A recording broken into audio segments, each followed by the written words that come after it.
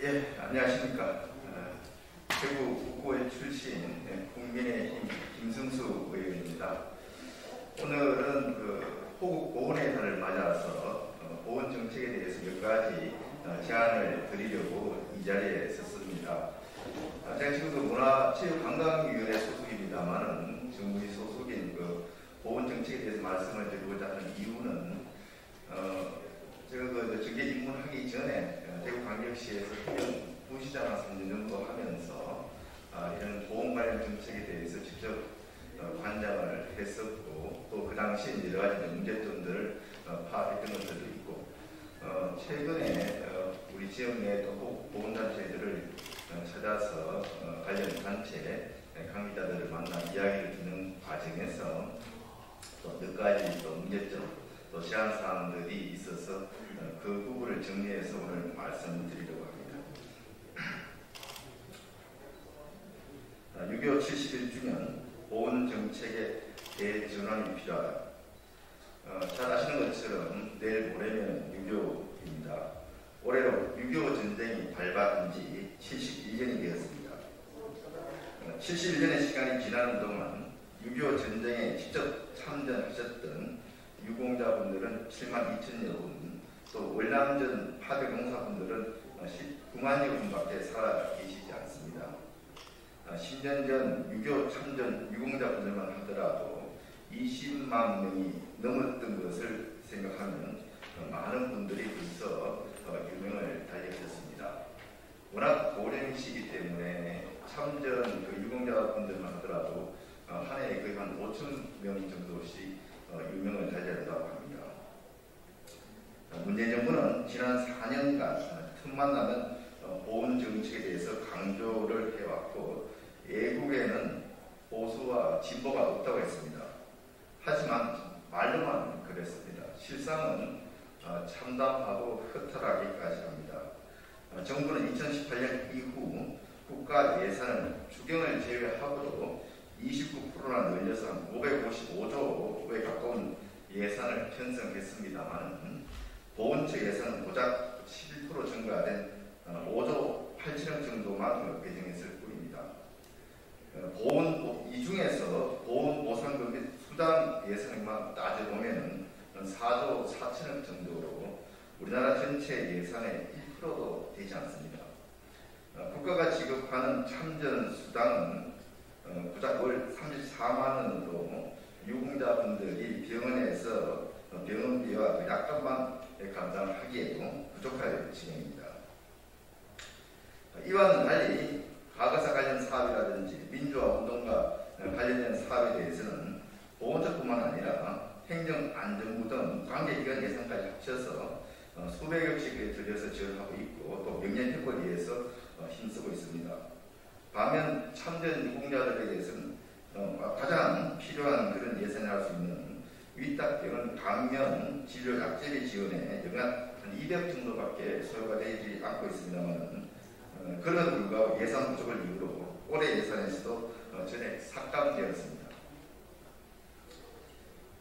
참전 용사, 상위 군경 등의 처우 개선을 위한 법안 처리는 국회에서도 매우 지지부진합니다.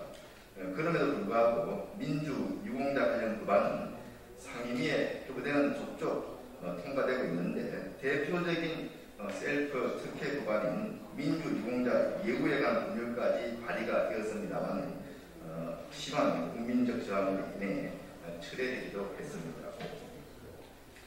지난 수년간 논의되어 온 6.25 소년 소녀병 참전에 관한 법률과 월남전 참전 군인 전투 근무 보상 관련 특별 법안 등은 해당 상임위에서 방치하고 있는 것이 현실입니다. 이렇게 법안의 내용에 따라서 극과 극을 달리고 있습니다.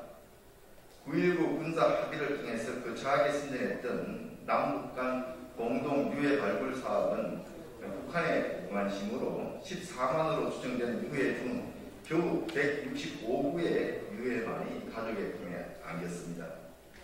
국외 안장 독립 유공자분들의 유해 봉안 사업도 지금까지 143일의 유해만 봉안되었고, 올해 겨우 한 2억 2천만 원의 예산만 책정되어서 2번 정도의 유해만 봉안 있습니다. 여당 전 국회의원 부친의 유공자 신청은 007 작전처럼 신속하게 처리하면서도 천안함 부침 사건의 생존 장병들의 국가 유공자 지정은 11년이 지난 지금도 심의 중에 있고 일부 인원은 거부당하게 됐습니다. 이렇게 문재인 정부는 모순적 보훈 정책으로 시간과 예산을 낭비하고 유공자들조차 편가르기를 시도하고 있습니다. 이제 보훈 정책의 혁신적 전환이 필요합니다. 경제 논리와 정치 논리를 버리고 한 분이라도 더 살아 계실 때 실질적인 보상과 예우를 해드려야 합니다. 이와 관련해서 몇 가지 제안을 드립니다.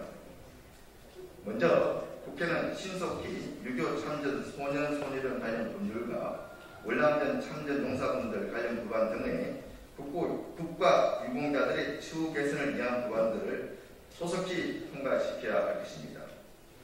소년 소녀령 참전 용사분들의 명예를 되찾고 월남전 전투수당에 대한 진상 규명을 통해 진실을 밝히고 참전 용사들에게 미지급된 수당이 지급될 수 있도록 해야 합니다. 두 번째로 복권기금 등 당장 활용 가능한 예산을 가지고 국가 유공자분들에 대한 전반적인 실태 조사를 시급히 실행해야 할 것입니다. 언론에 보도된 참전 유공자 520여 분이 환자집이나 비닐하우스에서 사는 안타까운 일이 더 이상 발생하지 않도록 적재적소에 예산이 투입될 수 있는 근거 마련을 위해 반드시 필요한 일입니다. 세 번째로 중장기적인 보훈 마스터 플랜을 기획해야 할 것입니다. 보훈 마스터 플랜 수립을 통해 보훈 관련 예산을 선진국 수준인 전체 국가 예산의 3%는 어렵다 하더라도 그 절반인 1.5% 수준 이상은 되도록 점진적으로 올려나가야 할 것입니다.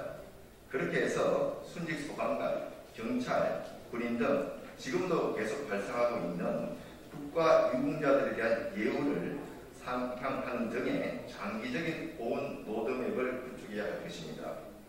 네 번째로 일반 참전 유공자들이 보훈병원이 아닌 가까운 위탁병원에서도 약제 비용을 감면받을 수 있도록 초속히 조치를 해야 할 것입니다. 끝으로 보훈보상금 및 수당의 현실화가 필요합니다. 정부는 참전 명예수당과 유족보상금을 중위소득의 40% 수준까지 상향하는 방안과 보험보상금 및 수당의 물가상승률 연동 방안을 적극 검토해야 할 것입니다. 본의원도 보훈수당 현실화 및 유공자 처우 개선을 위한 법안 발의를 추진할 계획으로 있습니다. 평화를 원하는 전쟁을 준비하라는 말이 있습니다. 그리고 그 전쟁을 이기려면 철저한 보훈 정책을 준비해야 한다는 말도 있습니다. 최근 한미 정상회담에서 문재인 대통령은 한국전 참전 용사이신 흑해 예비역 대령에게 무릎을 꿇고 예우를 갖추신 것처럼 모든 유공자들에게 공평하게 무릎 꿇고 예우를 갖출 수 있는 토대가 이제는 우리 대한민국 국가에서 마련해야 할 때입니다. 다시 한번 6.25 71주년과 연평해전 19주년을 맞이해서 조국을 위해 희생하신 유공자분들을 위해 국회와 정부가 모든 차별 없는 보험과 진심 어린 존경을 보여주시기를 간곡히 부탁드립니다. 네, 감사합니다. 혹시 뭐 질문 있으신가요? 지금 그 국가에서 이렇게 지급하는 보훈수당, 참전수당 이외에 지방자치단체별로도 일부 이제 보훈수당을 지급하고 있습니다만 자치단체의 재정력에 따라서 굉장히 적게는 10여만 원에서 많게는 100여만 원 이상 주는 자치단체도 있고 그렇습니다. 그런데 이렇게 지방자치단체의 재정력에 따라서 이게 좀 차별화되게 바뀌놓지 말고 국가에서 기본적으로 합당한 그리고 생계 유지에 최소한 도움될 수 있는 그런 보훈수당 지급이 될 수 있게 되기를 바랍니다. 저도 관련해서 적극적으로 관심